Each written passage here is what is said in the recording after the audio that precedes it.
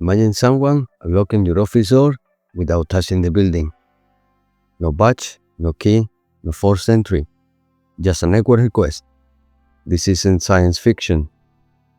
In 2026, cybersecurity researchers published findings showing critical vulnerabilities in a widely deployed physical access control system. Under certain conditions, doors could be triggered remotely, not by interacting with hardware, but by interacting with software. The lock wasn't bypassed, the software controlling it was, and this is why physical security is becoming cybersecurity. By the title, Hands-Free Lock Picking Critical Vulnerabilities in a Physical Access Control System, researchers at SEC Consult published a report analyzing vulnerabilities in a professional access control platform used in enterprise environments. This wasn't a hobby device. It was a commercial infrastructure controlling real doors in real buildings. The vendor clarified that exploiting these vulnerabilities require access to the internal network, and that assumption is important. Many physical security systems were originally designed with the idea that they operate inside a trusted environment, a protected internal network, not the public internet. But in modern deployments, that assumption often breaks down. Controllers connect to corporate networks. Management servers are accessed remotely, and sometimes systems are exposed through misconfiguration or poor segmentation. Once that happens, the security model changes completely. A vulnerability that originally required internal access may suddenly become reachable from anywhere on the network or even the internet. And that's where physical security and cybersecurity begin to converge. And this convergence is exactly what this course is about. In this academy, we won't only discuss the theory behind these systems, we will also build practical lab environments where we analyze real access control and CCTV architecture, both the hardware and the software behind them. You'll learn how researchers identify weaknesses using techniques such as network traffic inspection, protocol analysis, binary analysis. Not to misuse these systems, but to understand how they work, how they fail, and how to design them securely. Because the best way to protect a system is to understand how it can be compromised. The first vulnerability involved a SOAP API running on port 8002 on the Access Manager device. SOAP stands for Simple Object Access Protocol. It's a communication method that allows software systems to exchange a structured message over the network. In simple terms, it allows one system to send commands to another system using formatted messages. In this architecture, the central management server communicates with door controllers using this interface.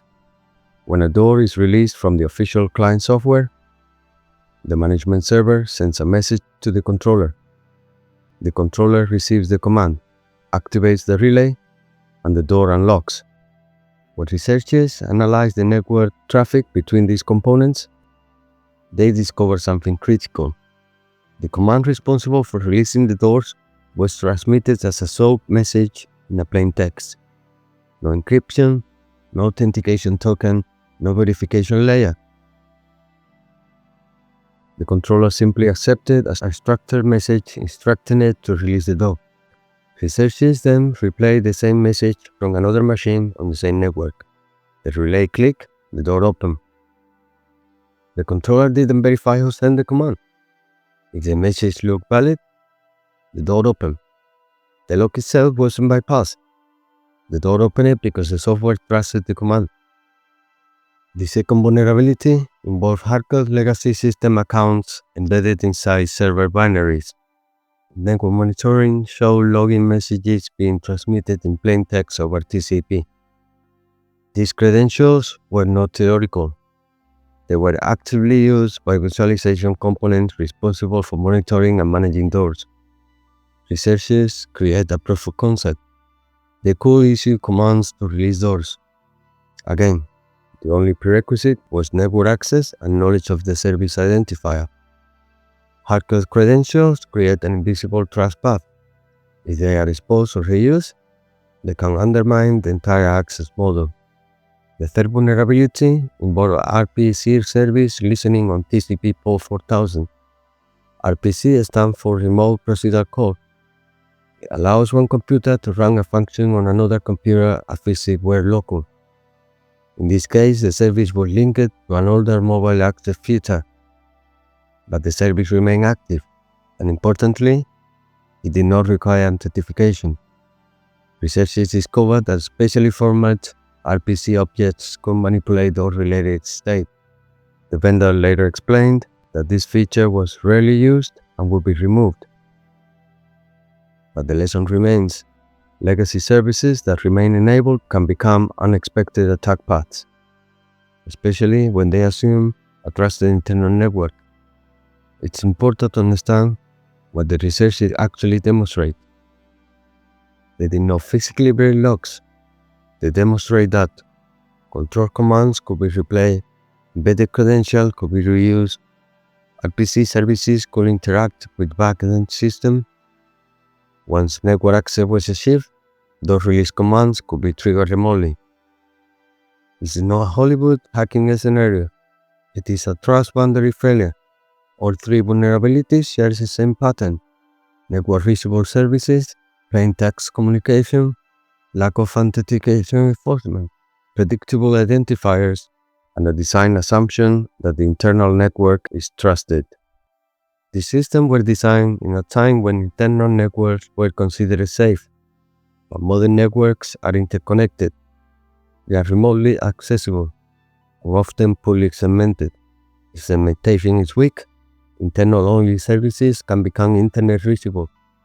And once that happens, software vulnerabilities become physical consequences. If you want to enter the physical security field, understand this clearly. The industry has changed. Access control is no longer wiring readers and relays. It involves VLAN segmentation, firewall rules, secure remote access, authentication models, encryptation, and attack surface awareness. Installers connect systems, engineers design trust boundaries, and the future of this field belongs to professionals who understand both the physical and cyber layers of security. The real risk isn't that the doors are weak. The risk is assuming your door system is isolated. In 2026, physical security without cybersecurity awareness is incomplete. The vulnerabilities we discussed today highlight something important. Modern physical security systems are not isolated. They are networked systems made of controllers, servers, communication protocols, and software logic. And when these systems connect to a network, cybersecurity becomes part of physical security.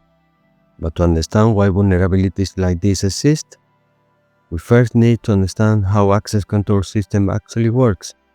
What happens when you present a card to a reader?